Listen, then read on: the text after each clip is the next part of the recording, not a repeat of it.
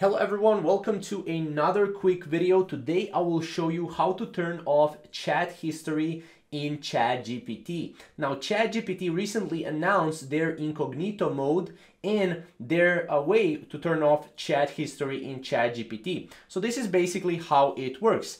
Now, as you can see right here, you have on the left side enable chat history if you want to enable chat history. However, what you can also do is you can go here down below, and I will show you just this in a minute. You can go down below and you can click on the illustration right here. However, you can go down below right here and you can go to settings, and then from the settings you can click chat history and training and toggle that off. What this will do is this will turn off chat history in ChatGPT. Now, some people do not have this feature just as of yet because this is a very new feature. And then if you want to enable chat history back again, you can go here and enable chat history once again.